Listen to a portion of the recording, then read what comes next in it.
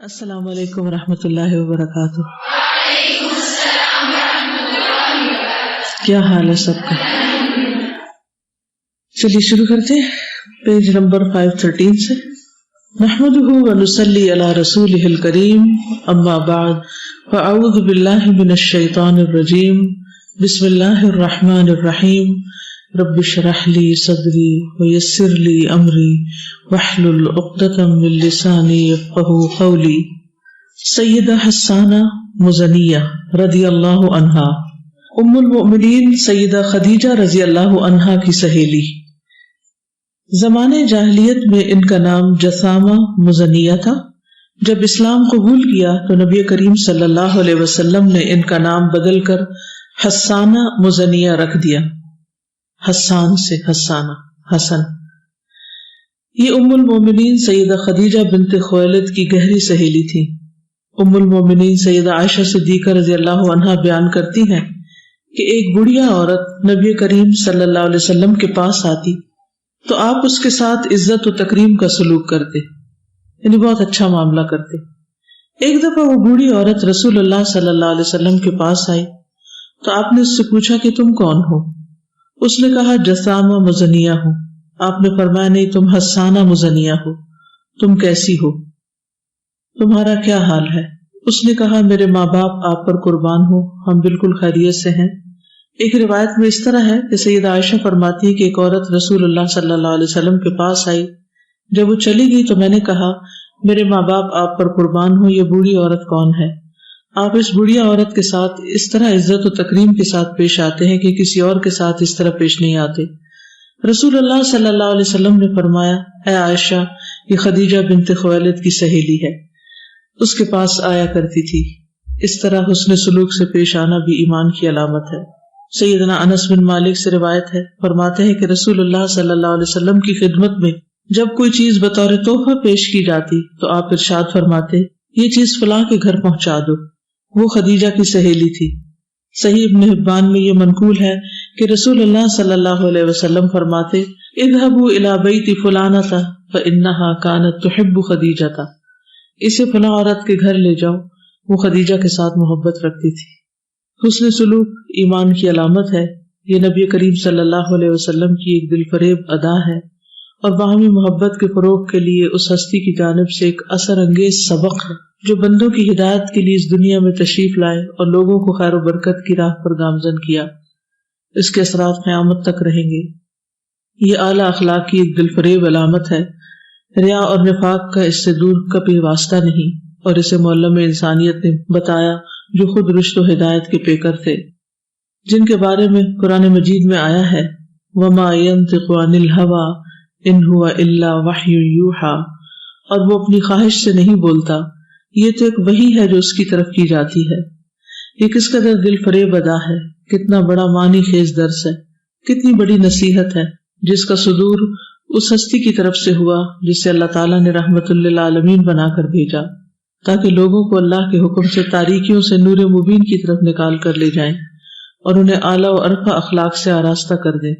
جو اس کے بتائے ہوئے طریقے پر چلا وہ کامیاب ہو گیا، اور جو ان کی بتائی ہوئی حدود سے تجاوز کر گیا وہ راہ راست سے بھٹک گیا۔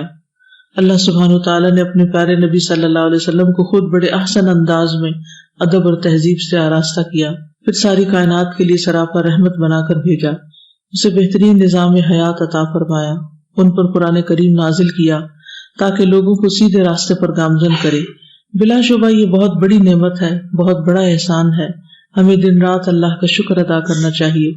امید ہے کہ اللہ ہمیں قیامت کے دن نیک لوگوں کے ساتھ اٹھائے گا اور ہمیں اپنے پسندیدہ بندوں کے ساتھ ٹھکانہ نصیب کرے گا انشاءاللہ۔ وہ بڑا مہربان اور بخشنے والا ہے۔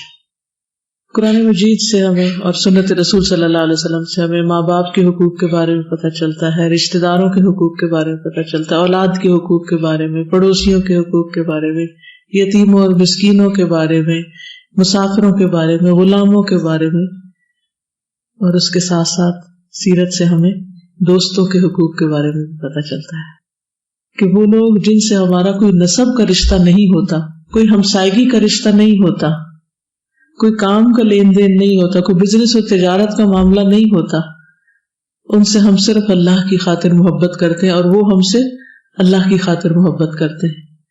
ان محبتوں کی بھی بڑی قدر و قیمت ہے، اور اگر خالصتاً اللہ کے لیے ہو یہ محبت تو قیامت کے دن بہترین انجام کی طرف لے جانے والی. کسی کو معلوم ہے کہ اللہ کے لیے محبت کرنے والوں کا انجام کیا ہوگا؟ عرش کے سائے تلے اس روز جس دن اور کوئی سایہ نہ ہوگا. کتنا بڑا انعام اور اکرام ہے. اور اس میں آپ دیکھتے ہیں کہ نبی صلی اللہ علیہ وسلم اپنی زوجہ محترمہ سے تو جو محبت رکھتے تھے ان کی جو دوستیں تھی جن سے وہ محبت کرتی تھی ان کا بھی اکرام کرتے تھے. یعنی ہمارے دین میں اخلاق کا دائرہ کتنا وسیع ہے، کہاں تک انسان کے اچھے اخلاق کے اثرات جانے چاہیے اور اچھے معاملات ہونے چاہیے. یعنی ان لوگوں کے ساتھ تو ہم اچھا کرتے ہیں یا کرنا چاہیے جن کا ہم پر کوئی احسان ہوتا ہے، لیکن ان لوگوں کے ساتھ اچھا جن کا ہم پر کوئی احسان بھی نہیں ہوتا. یعنی نبی صلی اللہ علیہ وسلم کا حضرت خدیجہ کی دوستوں سے کیا لینا دینا؟ انہوں نے نبی صلی اللہ علیہ وسلم کے ساتھ کیا کیا؟ کچھ بھی نہیں. لیکن چونکہ وہ حضرت خدیجہ کی دوستی تھی، حضرت خدیجہ کی محبت تھی ان سے، تو آپ ان کی محبت کی وجہ سے ان سے محبت کرتے تھے، ان کا اکرام اور تعظیم کرتے تھے. یعنی کتنا انسانی ہمدردی اور انسانی جذبات کا خیال اور محبت کی پاسداری.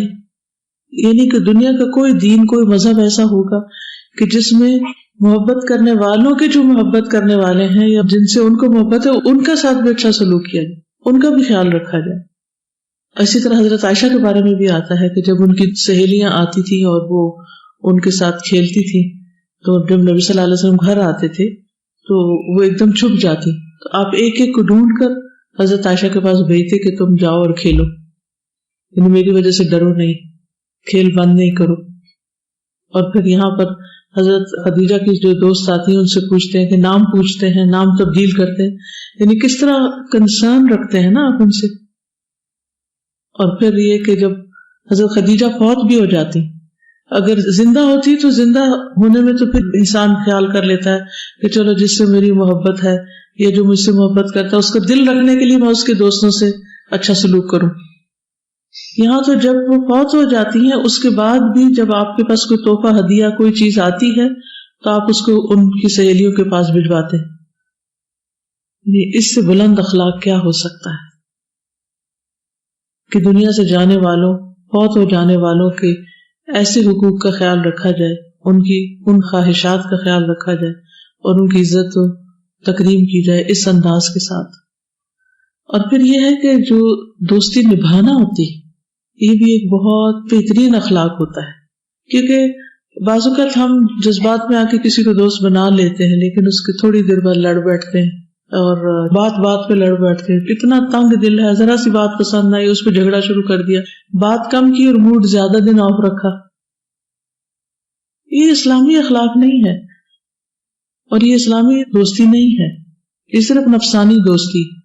جو دوستی اللہ کے لیے ہوتی ہے اس میں اختلاف بھی ہو جاتا ہے، اس میں کوئی بات ناگوار بھی ہو جاتی ہے، لیکن ایک دوسرے پر احسان کرنا اور ایک دوسرے کے حقوق کا خیال کرنا، اور پھر صرف زندگی کی حد تک نہیں، مرنے کے بعد بھی، کتنی بڑی بات ہے. اسی طرح والدین کے دوست جو ہوں، یعنی یا تو بیوی کے دوست کی بات ہو رہی ہے نا، والدین کے جو دوست ہوں ان کے ساتھ بھی اچھا سلوک کرنا چاہیے والدین کے فوت ہونے کے بعد. زندگی میں تو کرتا ہی انسان، زندگی میں کیوں کرتا ہے کہ والدین کی خاطر یا بیوی کی خاطر، لیکن فوت ہونے کے بعد تو کوئی پوچھ نہیں سکتا کہ تم نے میری سہیلی کو کیوں نہیں پوچھا یا کچھ بھیجا کیوں نہیں.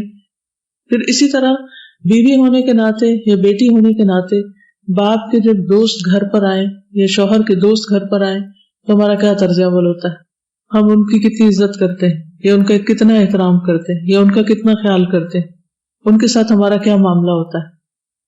تو ہم سب سنت نبی صلی اللہ علیہ وسلم اور سیرت کے آئینے میں اپنے اخلاق کو پہچانیں، کیونکہ قیامت کے دن سب سے بھاری نیکی اس کی ہوگی جس کا اخلاق اچھا ہوگا. یعنی میزان میں سب سے وزنی نیکیاں جو ہیں وہ اچھے اخلاق کی ہیں. چلے آپ اس سے کوئی کچھ کہنا چاہتے؟ مجھے ہمیشہ سے یہ سمجھ نہیں آتا کہ اللہ تعالیٰ کی خاطر محبت کرنا مطلب ہمیں کس طرح کسی شخص کے بارے میں پتہ چلے کہ اس سے ہم محبت کرتے ہیں تو یہ اللہ کی خاطر کرتے ہیں، یا جس سے محبت کے بعد ہمارا ایمان بڑھے، ہماری نیک عمل میں اضافہ ہو، جس کی کمپنی میں بیٹھ کے یا جس سے بات کر کے ہم اللہ کے زیادہ قریب ہیں، اور جس کے ساتھ مل کر ہم اور زیادہ عبادت میں ہماری بہتری آئے، ہمارے معاملات اور اخلاق وغیرہ میں بہتری آئے، یعنی ہم زیادہ سے زیادہ اور اللہ کے پسندیدہ انسان بنے.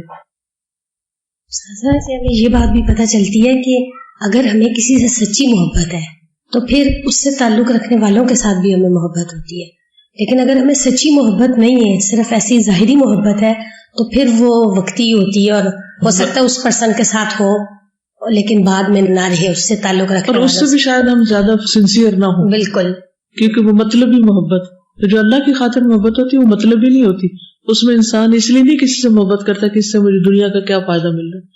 وہ غریب سے غریب ترین انسان کے ساتھ بھی اسی طرح ہوگی جس طرح کسی امیر انسان کے ساتھ ہوگی، کیونکہ اس سے اس کو روحانیت کی غذا مل رہی.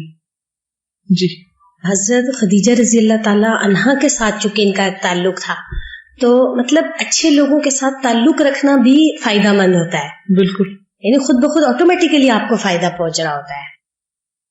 السلام علیکم. یہ جیسے محبت کی آپ نے بات کی، اللہ کے لیے جب ہم کسی سے محبت کر رہے ہوتے ہیں تو ظاہر ہے محبت تو وہ والا ایک عمل ہے کہ ہم اس سے بات بھی کرنا چاہ رہے ہوتے ہیں، ایکسپریس بھی کرنا چاہ رہے ہوتے ہیں، اور اگر جب اگلا بندہ ہم سے بات نہ کر رہا ہو یا ہمیں ٹائم نہ دے رہا ہو تو ہمیں وہ برا لگ رہا ہوتا ہے، وہ چیز اچھی نہیں لگ رہی ہوتی. تو اگر اس وجہ سے اگر اللہ کی خاطر محبت ہوگی تو کوئی ایسی چیز بیچ میں پھر نہیں آئے گی کہ ہمیں ٹائم کیوں نہیں دے رہے، اور کیونکہ بعض اوقات ہم حد سے بڑھ جاتے ہیں نا، کہ ہم کیا چاہتے ہیں کہ اس دوسرے کے ساتھ کلنگ کیے رہیں اور وہ ہر وقت ہمارا دل بہلاتا رہے. یہ محبت جو ہے یہ نفسانی ہوتی. اب جیسے ہمیں حضرت عمر رضی اللہ تعالیٰ عنہ سے اللہ کی خاطر محبت ہے، ان کی کوالٹیز، ان کا کردار، ان کی ساری چیزیں پڑھ کر، تو وہ تو ہمیں جانتے بھی نہیں، انہیں کیا پتا ہم کون ہیں، لیکن ہم کیوں ان سے محبت کرتے. اسی طرح باقی صحابہ کرام ہیں. اس سے ہمیں یہ بھی پتہ چلتا ہے کہ حضرت عائشہ رضی اللہ عنہا وہ بہت زیادہ کنسرن تھی آپ صلی اللہ علیہ وسلم سے اور بہت زیادہ پوزیسو تھی، لیکن پھر بھی آبزرو بھی کرتی، آبزرو بھی اتنی اچھی تھی، اور پھر بھی کس سے کس طرح پیش آ رہے ہیں، کوئی بات کیسے کر رہے ہیں، کیوں کر رہے ہیں. اور یہاں پر آپ صلی اللہ علیہ وسلم کہہ بھی سکتے تھے کہ عائشہ تم نہیں جانتی، بس ایک عورت ہے وہی ہے. آپ صلی اللہ علیہ وسلم بتا رہے ہیں، یہ بھی محبت کا ایک تقاضا ہے کہ اگلے بندے کو دھوکے میں نہ رکھا جائے، ریالٹی بتائی جائے کہ وہ پہلی وائف کی فرینڈ ہے. یہ جانے بغیر کہ بے شک عائشہ رضی اللہ عنہ مائنڈ بھی کرتی ہیں. سزا یہ جو بات ہے نا کہ وہ حضرت عائشہ کہہ رہی ہیں کہ جس طرح آپ ان کے ساتھ عزت اور تکریم کے ساتھ پیش آتے ہیں کسی اور کے ساتھ نہیں آتے. سزا نبی صلی اللہ علیہ وسلم کے بارے میں اتنی دفعہ یہ سننے کو ملتا ہے، اور اتنی صحابیات اور اتنے صحابہ کے ساتھ، اور جیسے صحابہ بھی سمجھتے تھے کہ ہم سے سب سے زیادہ محبت کرتے ہیں، تو اتنا زبردست اخلاق معلوم ہوتا ہے نا کہ اگر دیکھا جائے تو ایک ریاست کے حکمران بھی تھے نبی صلی اللہ علیہ وسلم مدینہ میں آنے کے بعد ایک طرح سے، لیکن اس کے باوجود کہ ہر شخص یہ محسوس کرتا ہے کہ مجھ سے سب سے زیادہ محبت کرتے ہیں. تو کتنا زبردست اخلاق ہے نبی صلی اللہ علیہ وسلم. خاص طور پر جو لوگ لیڈرشپ کے رول پر فائز ہوں، جیسے ایک ماں بھی گھر میں ایک لیڈرشپ کے رول پہ ہوتی ہے، ایک استاد ہوتا ہے، ایک مینیجر، کوئی بھی، تو اس کے لیے بہت ضروری ہے جس کو بہت سارے لوگوں سے کام لینا ہو کہ اپنے جتنے بھی سب آرڈینیٹس ہیں، جتنے بھی ساتھ کے لوگ ہیں، وہ سب اس کی محبت کو محسوس کریں، اس کی کیئر اور اس کی کنسرن کو محسوس کریں کہ یہ ہمارا خیال رکھنے والا ہے. اور ویسے بھی کلکم رائن کلکم مسئول عن رعیتہ، تم سے تمہاری رعایا کے بارے میں پوچھا جائے گا، وہ تمہارے بارے میں کیا گواہی دیتے ہیں. جی. As I experienced this when I was really little, I think I was 10 years old, and Mama and Papa had gotten us ready because we're having some guests come over, and it was done in a way where we knew somebody very important was coming. And pھر بعد میں پتہ چلا کہ my Nana and Nani, their best friends were coming to visit us. And the way that Mama had, dealt with, and وہ ان کو نانو کی شکل ان میں, she would see her and she was so excited as if, her mother was coming to visit.